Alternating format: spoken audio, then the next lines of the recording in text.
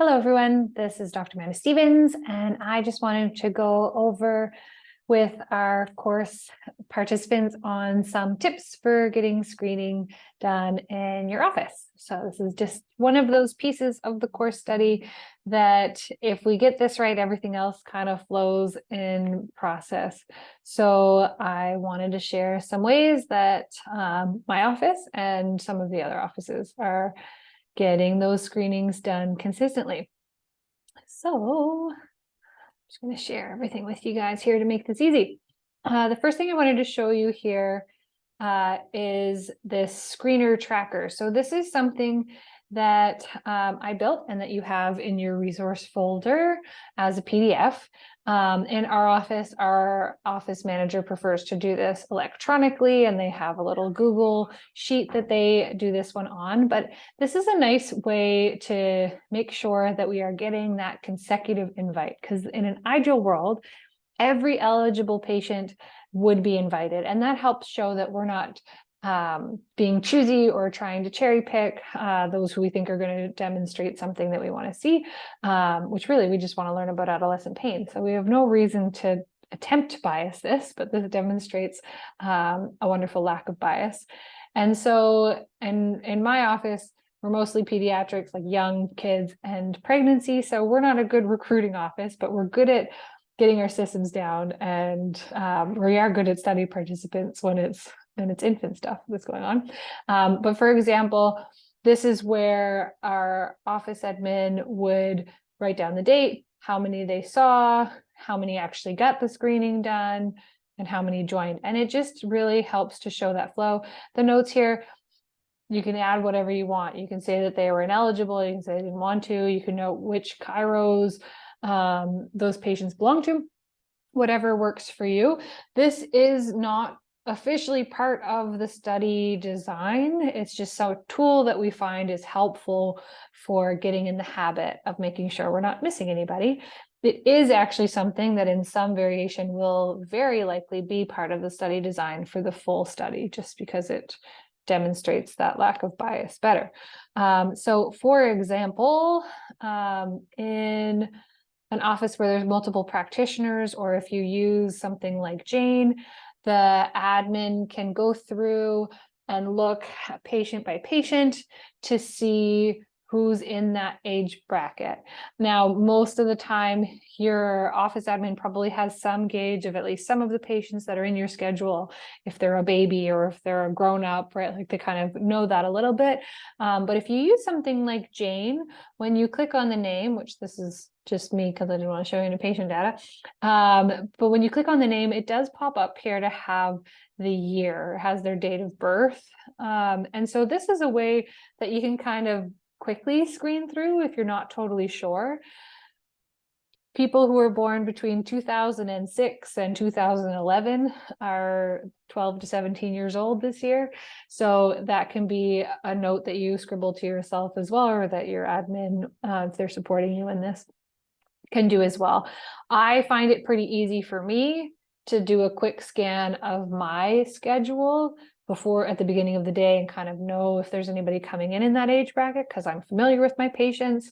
Whereas if the admin's doing it for the whole office, they might not know everybody right off the top of their head. And so this is a way that they can kind of quickly pull up the date without too much clicking and too much moving around. So that's a nice feature if you're using Jane. Otherwise, I'm sure there's lots of ways that you can do it. On the screener here, sorry, on our tracker here, you'll also notice that at the bottom of it, I put a link to the screener as well as a QR code to the screener, just to make everything as easy as possible for you. So you can scan that with your iPad or your phone, or you can click on that link directly. When you look at the screener link, or when you pull up the screener, whichever way you pull it up, this should be pretty quick to go through. And it is something that you have some choices in how and when you go through it. So if, for example, if we look at the run of the day, your office admin, whoever shows up first, or if it's yourself, goes, they show up, they turn on their computer, they check their phone messages, and then they do that quick scan of the day to see if there's any 12 to 17-year-olds coming in.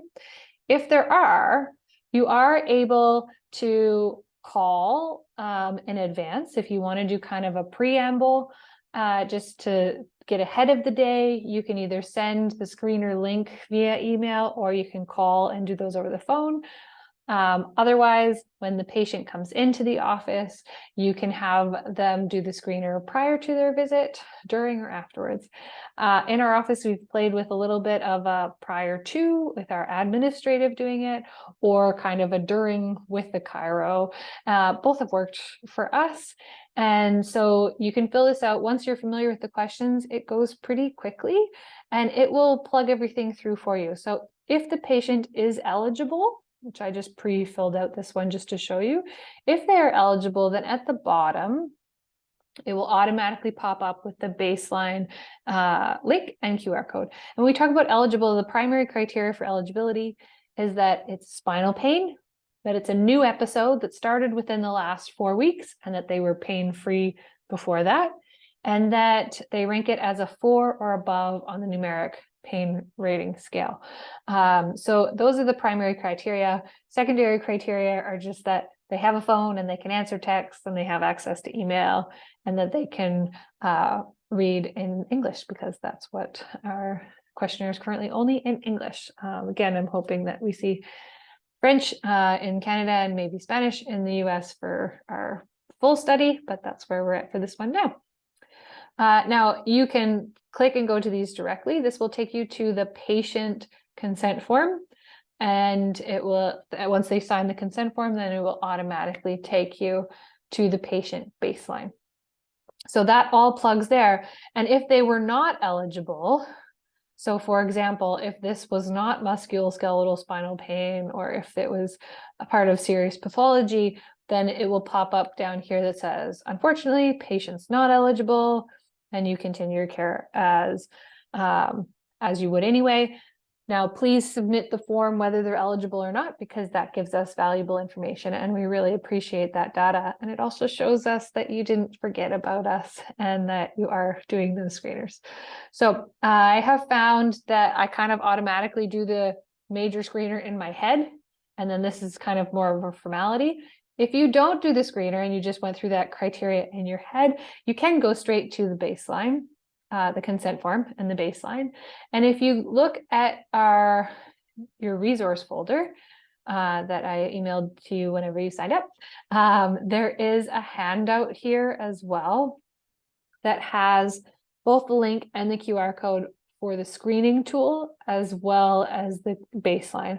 So if you're in a rush and you're like, oh, they said yes to all those right questions, I know they're eligible, I don't want to take the extra minute to fill out the screener, let's get them funneled in, you can go straight to the baseline, the consent form, and then that will take them straight to the baseline. And so this is a handy one to have printed out in your office. If the patient is eligible, there's a few ways you can connect them to the study directly as well. You can click on that link directly where you filled out the screener. For example, if you fill it out on an iPad, and then you can just hand them the iPad directly. You can provide them with the QR code and they can scan it on their own device, or you can send them an email with those links. In our office, I found mostly that they just want to scan it on their QR code. So they want to scan the QR code on their own device. And that has been what has worked best for us. The other thing I will note here too is that if they were eligible and you got all the way down and you click this, yes, the patient is willing and interested to participate in the study. If you click yes here and I see that screener, and then within about 24 hours, I don't see a consent and a baseline come through, then I will personally send a follow-up email to whatever email you put here. So that's one of the reasons why we have the patient email address, is just if for whatever reason something fell through the cracks, I have a way to follow up with there for you, and that can be helpful in those cases. Otherwise, if I see that and that's not there, then I'll probably reach out to you, the chiro who filled out the form, just to see if there's something we can follow up with there so that we get those patients on board. I hope that you found this helpful. And if you have any questions, I'm here to support through all of it, and keep filling out those screeners. Thank you all so much for participating.